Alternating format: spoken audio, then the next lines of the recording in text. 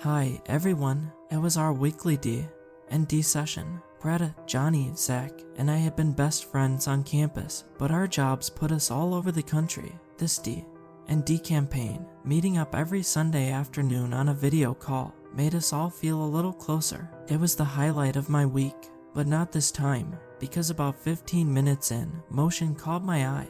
Behind Greta, out on the sidewalk, a man was walking by. People walked by all the time. Her apartment window faced a busy street, but this man looked different. He was wearing mostly black and walked with a strange limp as he made his way past her window, and something almost looked familiar about him. I clicked on Greta's image, maximizing her video feed, but he was too far away and the resolution was too low to see his face. And then he was gone. Weird. Allison, what did you roll?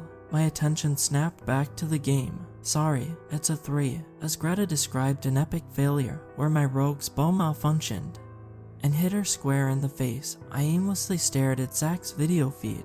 He looks good. We dated for a few months, way back when, but things didn't work out. Maybe they could work out now, but long distance, it would be difficult. Besides, I wasn't really ready for a relationship right now. I was 6 months sober, trying to get my life on track, trying to forget senior year. And then another flash of motion caught my eye. Behind Johnny. Johnny was sitting at the local Starbucks, loudly slurping a caramel macchiato through his straw. Behind him, people walked to and fro. A mother with a crying little girl, 2 teenage boys shoving each other and laughing. But that wasn't what caught my eye. Beyond them, in the parking lot, was a tall man dressed in black. I clicked on Johnny's feet and leaned into the screen. Again, the resolution was too low to make out his face, but he seemed to be wearing the same bowler hat, the same long black jacket. Has to be a coincidence. Greta lived down in Oklahoma, hundreds of miles away from Johnny. It couldn't be the same guy. There was no way. Roll for damage. Allison. I grabbed the D20 off my desk. When I looked back at Johnny's screen, the man was gone. I shook my head. Just a coincidence. I sucked in a breath as the die clattered against the wood. 18, I said, looking back at the screen. Nice, Zach said, sarcastically. My eyes snapped to his screen. He was sitting in his usual spot, on the moldy green couch in the living room. For a second, I imagined myself sitting next to him, snuggled up against his shoulder. His face was in shadow now, as sunlight streamed through the gauzy curtains behind him. But I could still make out his bright blue eyes, the curves of his rugged jaw. Maybe I should take my chances. I know I had a lot of emotional baggage, a lot of things to work on, but maybe we could work on them together. Maybe. I froze. Movement. From behind the curtains. A silhouette walking by. A silhouette with a limp. My blood ran cold. No, no, no. There's no way. The shadow passed, disappearing beyond the edge of the window. Guys, I started, my voice wavering. Did any of you see that? That guy with the bowler hat and the limp. Greta's eyebrows furrowed, and then she said something that froze every muscle in my body. You mean the guy that's standing right outside your window? I whipped around, then I ran over to the window. I thought I saw a flash of movement, a sweep of black, but only for an instant. Or was it my imagination? The grass rippled in the wind, and the pine trees swayed, but the sidewalk and the street were empty. I saw him in each of your videos. I stuttered. Wearing all black, right? But the hat, and the long jacket, and I only saw him in your video. Greta replied, you're saying you saw that guy in our videos? I nodded, but the confused mutters from the other players told me they hadn't seen him.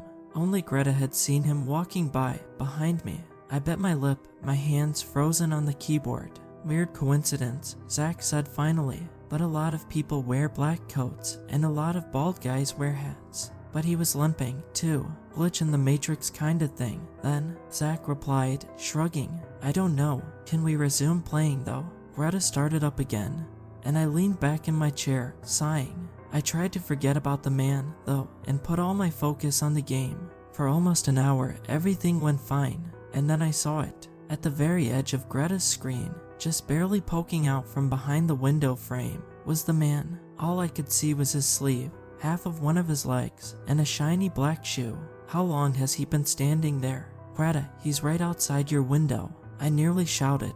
Greta paused for a second. Then she got up, went over to the window, and peered out. "I don't see anyone," she said finally, sitting back down. But the instant she sat back down, he stepped out into frame. He limped out into view, onto the sidewalk. I still couldn't see his face, but I could tell that his head was turned, as if he were looking into Greta's window. He made his way down the sidewalk and disappeared, and then stepped into Johnny's video. His stride didn't even break. It was like he had just seamlessly walked from one video feed to the next. He walked down the sidewalk outside the Starbucks, his head still turned, as if staring in at Johnny, and then his shadow appeared behind the gauzy curtains at Zach's. He appeared to slow down, like he was taking his time, staring in at Zach through the translucent curtains. His halting, limping steps jerked his whole body as he made his way across. Then he walked out of view, and I knew it was my turn. I jumped out of my chair and ran to the window. Half of me expected to see nothing, just an empty street and sidewalk.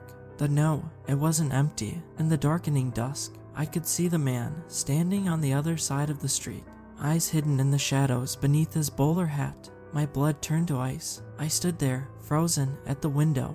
We stared at each other for a few seconds, and then he lifted his hand and curled his index finger, beckoning me. I backed away from the window.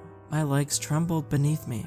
There was no way this could even happen. Whoever that man was, he wasn't real, because there was no way he could instantly be in Oklahoma, then Ohio, then New York. My legs hit the chair. I turned around, away from the window, back to my friends, except they weren't there. Each video feed was malfunctioning, a jumble of pixelated shapes, lagging, and jumping and twisting together. "Greta, Johnny, Zach," I shouted. Only a distorted series of clicks answered me. I turned back to the window. The man was closer now, standing in the middle of the street. I wrenched the window open. "Hey, get out of here," I shouted, trying to hide the fear in my voice. "I'm calling the cops." I ran around the house, making sure every door was locked. Then I went up to my room and locked the door, hid myself in the blankets, and began to sob. But I didn't call the cops, because I finally knew why he looked familiar. Senior year, the party, the four of us piling in the car. My car. "I feel fine," I'd said, waving off any concerns about driving drunk. But I was drunk, just not total blackout drunk, like the other three. I was the only one who'd seen the man walk out into the crosswalk. The tall man, dressed in black, which camouflaged him in the night. But I didn't see him soon enough. The brakes screeched underneath me, but it was too late. A sickening thump. The bowler hat went flying off into darkness. What was that? Greta slurred from the backseat as Zach puked and Johnny drifted in and out of sleep. "Nothing," I'd replied, before gunning it and tearing out onto the highway. I pull the blankets tighter around me and pray for him to leave. But even now, I can hear something above me, coming from the attic. Multiple thumps, the footsteps of a limping man. I'm not sure I'll survive the night. I'm writing this so at least somebody knows what happened if I don't make it. I'm sorry.